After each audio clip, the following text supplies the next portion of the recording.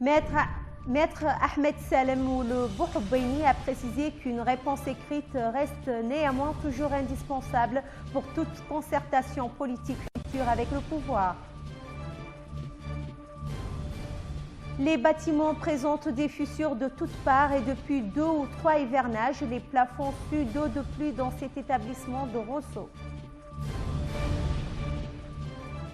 Personne n'a été épargné par Boko Haram, pas même les morts à Maiduguri dans le nord-est du Nigeria où le groupe islamiste a lancé son insurrection armée il y a 7 ans, les cimetières débordés et saccagés.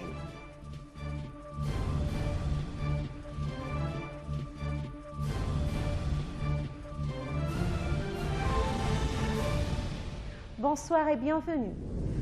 Maître Ahmed Salem Bouhobbeini a précisé qu'une réponse écrite reste néanmoins toujours indispensable pour toute concertation politique future avec le pouvoir. Il a fait l'annonce hier à Dar Naïm au cours d'un meeting. Reportage Babacar Nam.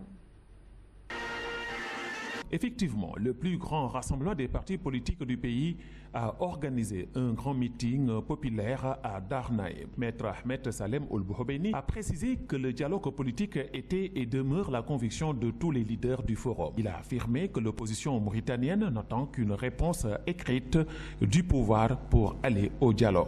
Bouhobbeini regrette le manque de sérieux du pouvoir à mettre en place les automatismes nécessaires pour organiser un dialogue sérieux et inclusif. L'un des leaders du forum, Ahmed Ould Seyid, a dénoncé dans son intervention faite à cette occasion la détérioration des conditions de vie des citoyens, soulignant qu'une gestion rationnelle des revenus du secteur des pêches peut satisfaire tous les besoins du peuple mauritanien. À titre d'exemple, le secteur des pêches du Sénégal emploie un demi-million de personnes, tandis que cet effectif est de 30 000 seulement pour ce sous-secteur de l'économie en Mauritanie, a-t-il ajouté. La corruption ronge le corps de l'État mauritanien, a-t-il poursuivi, affirmant que l'opposition est déterminée dans sa lutte contre les gabégistes. Nous aspirons d'un État de justice et d'égalité, protégeant le peuple et assurant les droits aux citoyens, loin de toute nécessité de recouvrir au bras long, a dit le leader au sein du forum Samori Ould Bey, mettant en garde contre le mépris constant des conditions difficiles de la population. Rappelons que le Forum pour l'unité et la démocratie FNDU a décidé au cours de ce grand meeting à Dar Naïm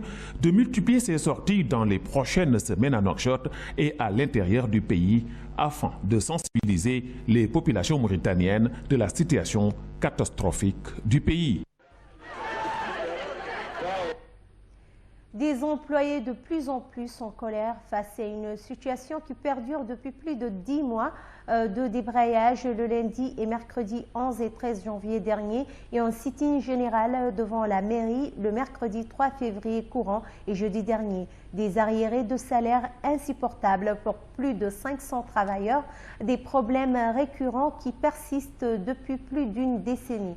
Que faire surtout si la conjoncture économique n'est pas des meilleures? D'après nos sources généralement bien informées, au sein de la mairie de Nouadhibou, il y a ce qu'on appelle le personnel permanent, près de 247, qui touche entre 200 à 300 000 ouguiyas. Les contractuels entre 300 et 600 000 ouguiyas mensuellement et le personnel non permanent environ 200 qui constitue le maillon faible de la chaîne et qui touche entre 25 et 30 000 ouguiyas. Le tout une bagatelle de 36 millions chaque mois. Multiplier le tout par près de 11 mois d'impayés. 13 personnes arrêtées récemment en Mauritanie ont été inculpées de trafic ou complicité de trafic de drogue, a indiqué vendredi à l'AFP une source judiciaire mauritanienne, précisant que 12 ont été écrouées et la dernière placée sous contrôle judiciaire. Ces 13 personnes font partie d'un groupe d'individus de diverses nationalités arrêtés le 30 janvier lors d'une opération ayant permis la saisie d'une importante quantité de drogue, dont 2 tonnes de cocaïne sur le littoral mauritanien, dans un campement touristique à environ 200 km au nord-ouest de Nouakchott. Elles ont toutes été présentées au juge d'instruction du pôle chargé des crimes liés à la drogue, qui les a entendues et inculpées, a affirmé la source judiciaire sous couvert d'anonymat. Sans précision sur les nationalités. 12 des 13 détenus ont été incarcérés à la prison centrale de Nouakchott. Les bâtiments présentent des fissures de toutes parts et depuis 2 ou 3 hivernages, les plafonds suent d'eau de pluie dans cet établissement de Rosso qui a formé un lot considérable de cadres mauritaniens. Un reportage d'Adama Operaouno.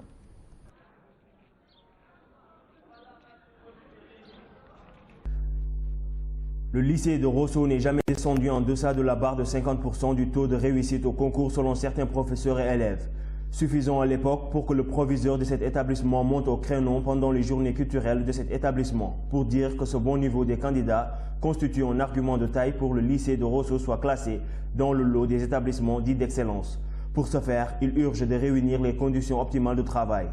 Il s'agit là du cadre, du mobilier, du personnel, du matériel de travail comme de l'environnement. Depuis sa création, aucune tâche de réflexion n'a été entreprise dans cet établissement. La situation que nous rencontrons est vraiment difficile. Nous manquons de matériel scolaire. Nous avons un déficit de professeurs. Nous n'avons pas le choix. Il faut que nos responsables agissent très rapidement pour régler ce problème. Ce lycéen parle de négligence des responsables éducatifs de Rosso car, dit-il, il n'y a même pas de terrain du sport pour les élèves, ce qui est indispensable pour une école de cette dimension. C'est la négligence totale des responsables éducatifs de Rosso. Vous jugez normal un établissement comme celui de Rosso reste sans terrain du sport, sans professeur de physique, c'est vraiment regrettable. Les bâtiments présentent des fissures de toutes parts et depuis 2 ou 3 hivernages, les plafonds sointent d'eau de pluie. Ce n'est pas normal pour un lycée d'excellence qui a formé plusieurs cadres de ce pays. Le chef d'État de la Mauritanie, de l'Afrique du Sud, du Gabon, du Sénégal et le Premier ministre éthiopien ont été désignés par l'Union africaine pour tenter de convaincre leurs homologues burundais d'accepter le déploiement d'une force d'interposition dans son pays en crise.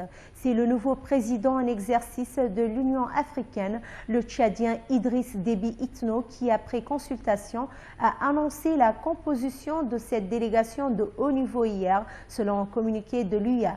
L'UIA ne précise toutefois pas quand le président mauritanien Mohamed Ould Abdelaziz, le Sud-Africain Jacob Zuma, le Gabonais Ali Bongo, le Sénégalais Macky Sall et le Premier ministre éthiopien Haïl Mariam se rendront à Bujumbura. Cependant, selon une source diplomatique régionale interrogée par l'AFP, la délégation doit se rendre au Burundi d'ici le 20 février. Lors de son dernier sommet fin janvier, l'UIA avait renoncé à envoyer dans l'immédiat une force de maintien de la paix au Burundi face à la réticence de plusieurs chefs d'État africains et à l'opposition frontale de Bujumbura.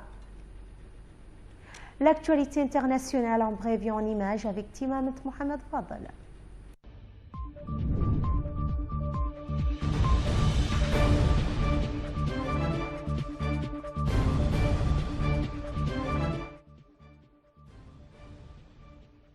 Le secrétaire d'État américain John Kerry a de nouveau exhorté vendredi la Russie à cesser ses frappes contre l'opposition et des civils en Syrie et à mettre en œuvre un cessez-le-feu.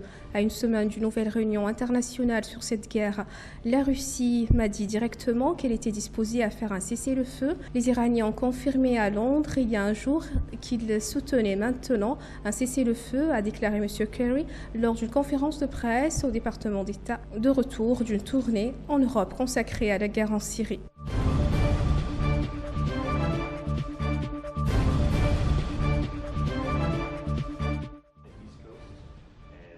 La mission de l'ONU en Centrafrique a identifié 7 nouveaux cas présumés d'abus sexuels de la part de casques bleus, dont 5 au moins concernent des jeunes filles mineures. Dernier scandale qui éclabousse la MINUSCA, contrainte de retirer les troupes incriminées. 7 nouveaux présumés victimes d'exploitation et d'abus sexuels à Bambari, une ville du centre de la Centrafrique, selon un communiqué reçu par l'AFP à Libreville.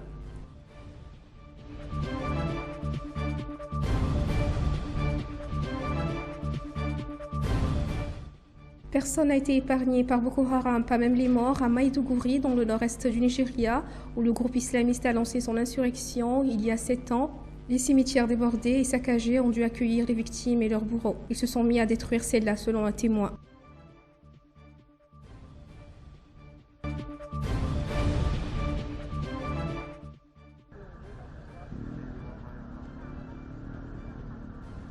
Les secouristes taïwanais étaient engagés dimanche dans une course contre la montre et ils tentaient de retrouver une centaine de personnes après un puissant séisme dans le sud de Taïwan. Le bilan de la catastrophe qui a fait 18 morts s'alourdit au fur et à mesure que les secours avancent dans leur opération. La séquence de magnitude 6,4 a frappé le sud de l'île samedi, provoquant l'effondrement de 16 étages et comportant près de 200 logements dans la ville de Taïwan.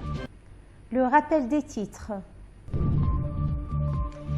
Maître Ahmed Salem Ould Bouhoboueni a précisé qu'une réponse écrite reste néanmoins toujours indispensable pour toute concertation politique future avec le pouvoir. Les bâtiments présentent des fissures de toutes parts et depuis 2 ou 3 hivernages, les plafonds suent d'eau de pluie dans cet établissement de Rosso. Personne n'a été épargné par Boko Haram, pas même les morts à Maïdougouri, dans le nord-est du Nigeria. Tout le groupe islamiste a lancé son insurrection armée il y a 7 ans, les cimetières débordés et saccagés.